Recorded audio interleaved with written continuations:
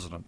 Absent a judicial remedy, the only source of accountability for the abuse of executive power is impeachment.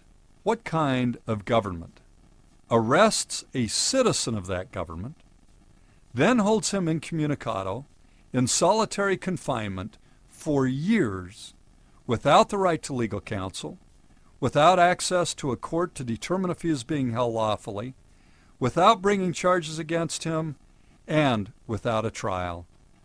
Now, for the first time, the United States joins that ignoble group of nations. In one instance, after a detainee's father filed a legal challenge, President Bush asserted the outrageous position that as president during the so-called War on Terror, he had the power to detain United States citizens without affording them any due process. The United States Supreme Court flatly rejected that argument.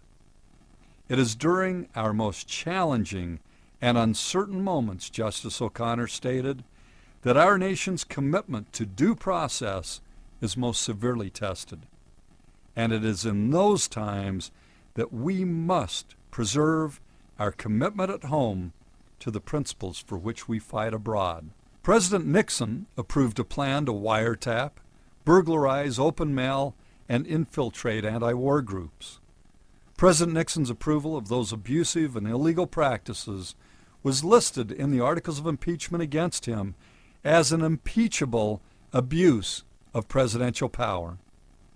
After his resignation, when asked about his illegal misconduct while in office, Nixon stated, "Well, when the president does it, that means it is not illegal." Nixon's long disgraced view about a boundless executive power is now embraced by President Bush. That assertion of dictatorial power has never been and cannot be accepted in our democracy and in our constitutional form of government. President Bush's utter contempt for Congress and for the balance of power has been on vivid display in his hundreds of signing statements, in which he is presumed to unilaterally determine the meaning and application of laws passed by Congress. Asserting his so-called unitary executive power, he issued a signing statement relating to the Detainee Treatment Act of 2005. President Bush was unsuccessful in convincing Congress to allow him to continue having detainees tortured, so he issued a signing statement asserting that he would construe the prohibition of cruel, inhuman, and degrading treatment of detainees as he saw fit. This is a chilling reminder not only of President Bush's support of torture, but of his view that he can ignore Congress's laws whenever he wants. Shockingly, it was recently disclosed that federal agencies under the Bush administration failed or refused to follow 30% of the laws passed by Congress last year because of President Bush's signing statements. Never has the executive branch, including federal agencies, demonstrated such utter contempt for Congress, for the rule of law, and for the balance of power contemplated by the founders and by our Constitution. We rely upon governmental leaders for our protection. Billions of tax dollars are spent for security so that we can be more safe and secure. While President Bush enjoyed the longest presidential vacation in 32 years, he completely and disastrously disregarded information that Osama bin Laden was determined to strike in the United States. On August 6, 2001, just more than a month before 9/11, and 3 days into his month-long vacation at his Crawford, Texas ranch, President Bush was provided with a President's Daily Brief. The brief was entitled, "Bin Laden Determined to Strike in U.S." The brief stated that bin Laden had wanted to conduct a terrorist attack in the United States since 1997 to bring the fighting to America.